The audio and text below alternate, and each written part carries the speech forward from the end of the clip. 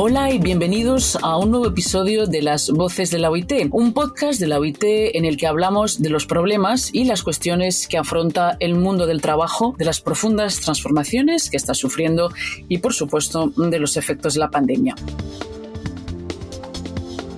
Hoy vamos a hablar más concretamente de los riesgos psicosociales en el trabajo y vamos a hablar sobre todo de la gestión de estos riesgos en un contexto de digitalización del trabajo. Es quizás una cuestión de la que no se habla lo suficiente porque a veces puede interpretarse mal o estigmatizarse. No obstante, si los riesgos psicosociales y el estrés se plantean como un problema de las organizaciones o de las empresas y no como un defecto personal, se pueden gestionar como cualquier otro riesgo para la salud y la seguridad en el trabajo. Y ahí es donde se pueden tomar medidas efectivas para prevenirlo y combatirlo.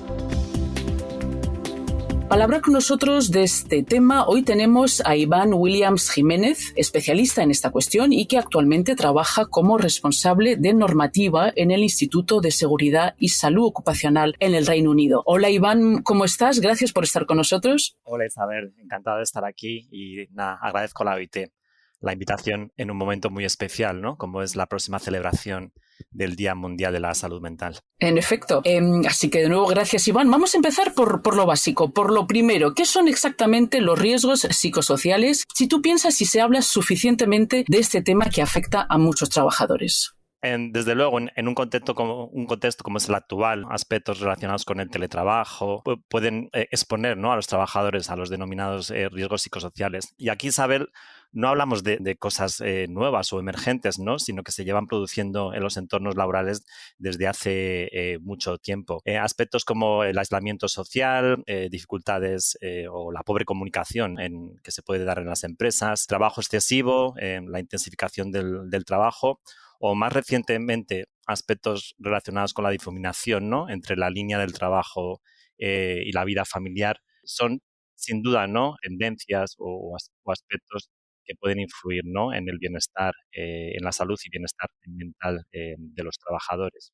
¿Podemos decir que ha habido un antes y un después de la pandemia en este sentido, justamente debido a las nuevas formas de trabajo, esencialmente al teletrabajo, que han puesto de manifiesto estas cosas de las que, como tú nos has dicho, se hablaba antes, pero que se han hablado más? ¿Hay un antes y un después? Sin duda alguna, y no hace falta ser experto en la materia para poder percibir esto. Es verdad que cada vez somos testigos, ¿no?, de fenómenos en los entornos laborales de nueva aparición o realmente redefinidos, ¿no?, como conocemos como la gran renuncia o la renuncia silenciosa, que desde luego siguen mostrando, ¿no?, la necesidad de promover marcos más acordes en el cuidado de, no solo de los riesgos, de la gestión de los riesgos psicosociales, pero de la salud mental en el trabajo.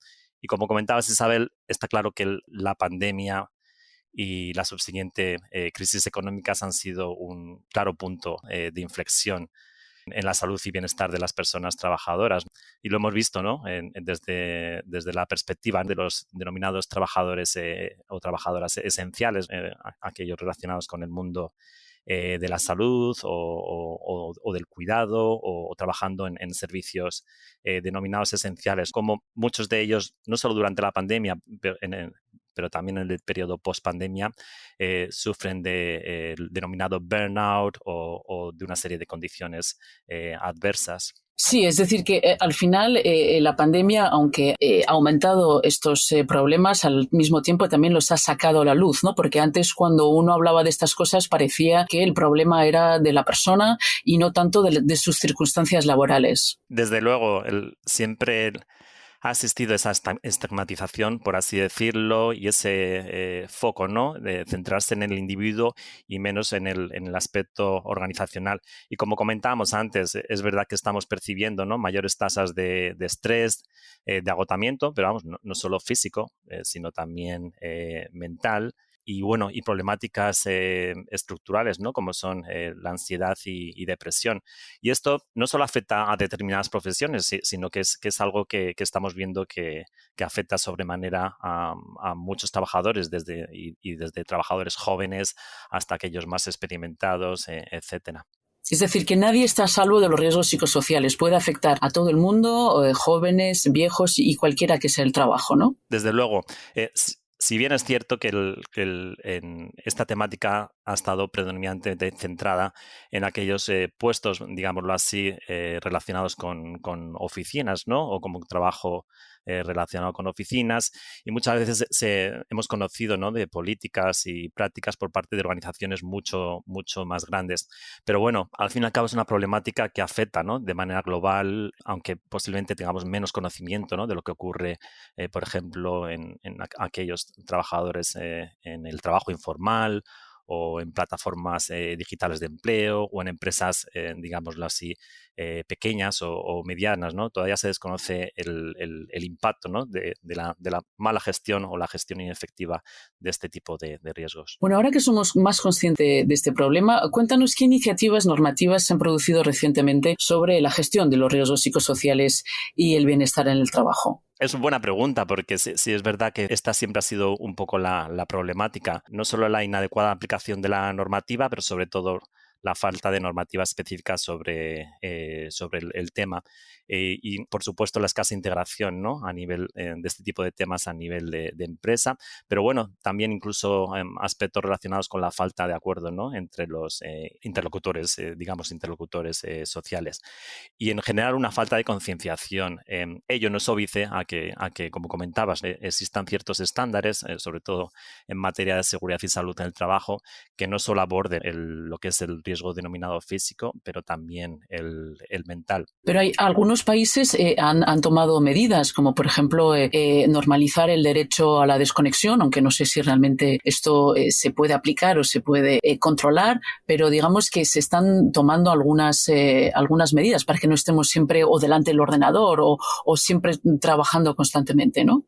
Sí, hay desarrollos que afectan positivamente, ¿no?, de manera bien directa o indirectamente. Como comentabas, el derecho a la desconexión puede ser un desarrollo muy importante, pero también aquellos aspectos más relacionados con la provisión, ¿no?, de lo que es de formas de trabajo flexible. Estamos viendo como algunos países están haciendo pruebas piloto, ¿no?, con jornadas de trabajo de cuatro días en lugar de 5. Por supuesto, también existen desarrollos más específicos. Por ejemplo, sabemos países como Japón, ¿no?, regulan aspectos relacionados con el exceso de horas trabajadas y la intensificación del trabajo, que es una problemática muy directamente relacionada a su cultura laboral. Y luego vemos cómo ciertos países también están un poco a la vanguardia, ¿no?, en este tipo de Como por ejemplo, sí, como es el caso de Australia, Canadá y Nueva Zelanda. Y a nivel europeo, ¿qué han hecho? ¿Qué han hecho estos países? básicamente promulgar, ¿no?, normativa específica en la gestión de riesgos psicosociales, instando no solo lo que es a los empleadores, sino teniendo un marco un poco más holístico, ¿no?, comprometiendo también a las inspecciones de trabajo, a las organizaciones empresariales, trabajadores, etcétera. Porque lo que vemos al final, aparte de estos ejemplos que nos han dado, son un poco iniciativas concretas o de algunas empresas, como por ejemplo, en efecto, algunas empresas en el Reino Unido han instaurado unas semanas de 4 días, que son, digamos, un poquito como un puzzle, ¿no? Un poquito por allí, un poquito por allá, Eso es. pero no hay realmente una iniciativa global. Y entonces, según tú, ¿qué medidas deberían tomar los gobiernos? ¿Instaurar un marco legislativo más amplio? ¿Tú qué aconsejarías? Como comentábamos, Isabel, esto sin duda alguna no es una problemática nueva y sabemos que, por ejemplo, por parte de la OIT, los estándares internacionales relacionados con seguridad y salud en el trabajo, que fueron promulgados hace 20 y 30 años, ya hablaban, ¿no?, de proteger la salud física y mental de los trabajadores. Y más recientemente tenemos el convenio, ¿no?, 190 sobre violencia y acoso en el mundo del trabajo, que se centra, ¿no?, en una problemática que se da, ¿no?, en el mundo laboral. Además, tenemos el objetivo 3 y 8, ¿no?, de desarrollo sostenible, que tratan Sí. sí, aspectos relacionados también con la salud mental en los entornos laborales. Y también vemos, ¿no?, como existen normas que intentan hablar, ¿no?, el lenguaje de las empresas, como son los estándares de gestión de riesgos, como es el caso, por ejemplo, de ISO 45001 y 45003, que suelen tener algo más de aceptación, ¿no?, en el seno de las empresas y de los profesionales relacionados con esta temática. Y parece que en este debate los que están tomando un poquito más voz que de costumbre son los propios trabajadores. Ellos son los que son un poco a veces el conejillo de Indias, el guinea pig, ¿no? de estos experimentos, y son los que dicen si están contentos o no están contentos o expresan más claramente su malestar, ¿no? Yo creo que en ese sentido parece que se escucha un poquito más a los trabajadores. ¿Cómo lo ves? Creo que uno de los aspectos que hemos notado o percibido, ¿no?